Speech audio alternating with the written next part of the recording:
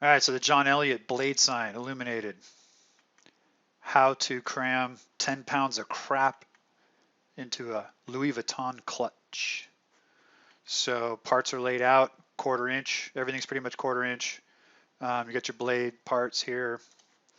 063 LED plus a little template for drilling holes on the acrylic box. Got a install pattern. Make sure that gets thrown in the crate. So as it's here, so you've got 2 pieces of 1.5 inch round tube, 4 inches each. Cut those up. You've got your wall plates. You'll have one for install that gets sent separately. Supposedly it's going to be like a backer plate. And then you have the plate that goes against the wall, and you have the plate that goes against the blade. That's the back of the blade. So you're going to have island fill, hog out sections here. Those will face each other. So the round tube will fit inside of that. That's how you know. And then you're just going to go ahead and burn that all the way around real good, make it look clean, make it look good.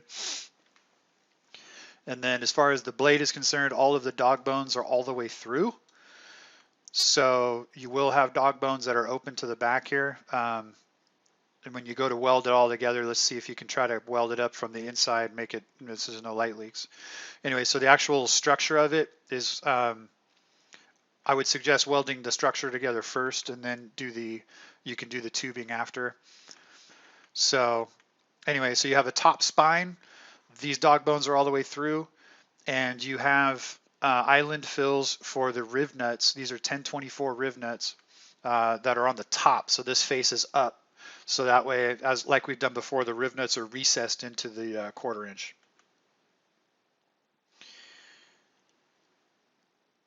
You have the blade body this ways up. You'll have some rivet holes for putting on the 063, and you have these little widgets here that will lock into the sides that will weld on like this here and kind of help the blade stay, reference it for square 90 there. And then the top spine will lock into the back plate as well here, and that will give you the ability to kind of get this thing all kind of squared up nice. So take the time to make sure you clamp down the base plate first, and then you can, lock this in, lock all this in together, and make sure you tack everything first. Tack on the little nuggets, all this here, tack everything, tack along here, get the spine, and then go ahead and heat. You're going to go ahead and heat this really well all in here, because that's going to, be the structure holding this up. Try not to heat too much all along here, because that'll just make it a katana and start bending it up. But anyway, so we want to make sure it's welded nice. And like I said, you want to close up these spots here on the back to make sure there's no light leaks. So I would weld these dog bones up on the inside as well as possible, as well as you can. And then either we just leave them open to the back and nobody's really going to see them back here, or try to alert prep that maybe they can Bondo them shut if we have time. But anyway, so we just want to make sure there's no light leaks out those dog bones. As far as doing the LED layout, that's the other part I want to talk about. Oh, before we get too far, let's do the all thread. This is 3/8 all thread. I'm thinking maybe send them with 3-footers or whatever we have over there, but definitely set them up with like, at least 24-inch something. And you're just going to do 2 nuts sandwiching in between. So I clearance this spot to get a wrench in there. And then this side's free, so you can get in there. So you're just going to do all threads sticking out.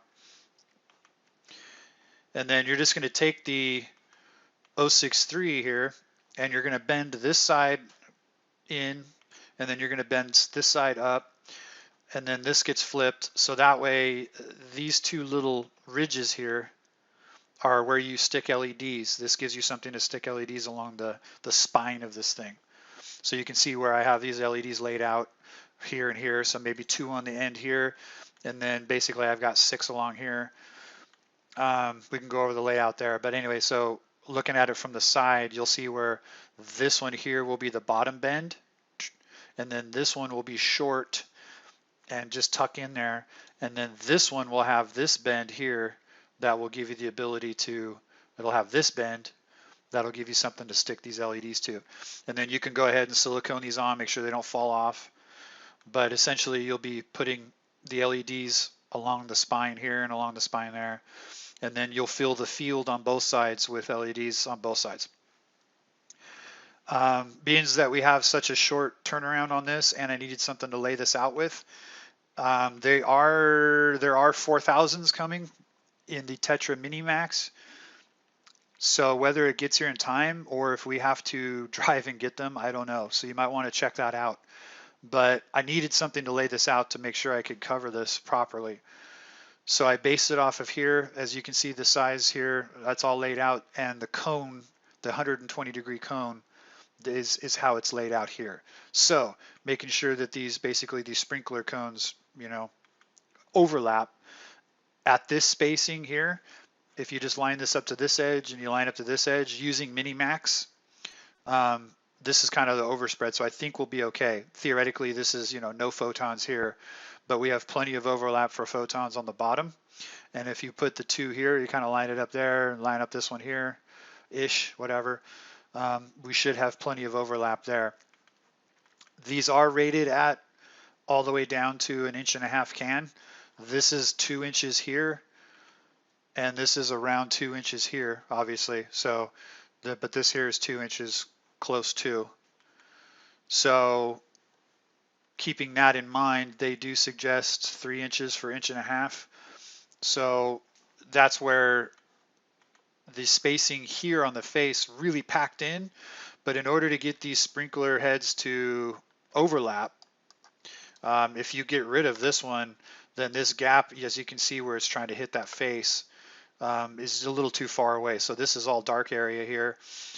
And I understand we would have bounce back and this might light up better, but according to what the literature says right there, we probably want to go ahead and have that third row and pack it in.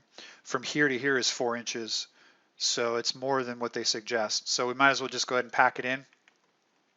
This row here, for reference, is from the base plate of this spine is about 1 inch down. So we're about 1 inch down from this spine to here. And then this obviously is just lined up with the bottom of the white, the 063, and then just split the difference there. So obviously we'd have lots of cone coverage there, so it should be good. And then from here to this bottom one, you can see where this cone doesn't quite catch the end of the acrylic, but the bottom row of LEDs should do more than cover that. So that's kind of the layout I see. Again, it looks overkill, but in order to have it so shallow, that's kind of how it has to be. Again, I ordered these up. Today's Tuesday, so hopefully Thursday we should have these from Montroy. But if you need to go get them, then go get them. Or if you have something of this, if it's similar, if you have something in stock, then understand how I'm laying this out based on that, and you'll just have to freestyle and try it all out, make sure it's all good. I have a power through here, so you can go ahead and wire up this side, run it through, wire up that side. As far as wiring is concerned, we've got a little 5/16 hole. I'm thinking maybe you could use the Page plenum wire, that stiffer stuff, the thin, stiff stuff, and maybe give them 4 feet out the backside here. But go ahead and use that because it's going to be thin, because you're going to have your 3/8 nut tightening up against here, and you're going to have to try to sneak that power through. So I don't know if the Sloan gray wire might be a little too thick for that. So, but it's up to you. You can check that out, see how you want to wire that. But keep that in mind. You'll have this install plate. Make sure that gets thrown into the crate. So you're going to have your plates that you weld up, and then they're going to put this through the wall, and then that's going to be a thing that they can tighten up against on the inside, or they can use Unistrut. It's up to them. So as far as that's concerned, that's all that. And then, as you know, Regal's building the box for us, so you're just going to be getting, hopefully, to these measurements, 32 by 9 by 4. You should be getting this box with an open end. What you're going to do is take this template. I have it to the size of the box, but if their box is a little wider or a little thinner or whatever, hopefully not too much thinner, you just make sure that this edge here is lined up to the back edge of the box, and then go ahead and do these 3 holes, and they will be a little bit offset. They're staggered, and then that will line up with any of these holes you're going to do, and then go ahead and choose whichever holes lined up. Go ahead and put your riv nuts in those holes. So you only need 3 riv nuts because you're only going to do 3 holes there. And go ahead and clearance these out.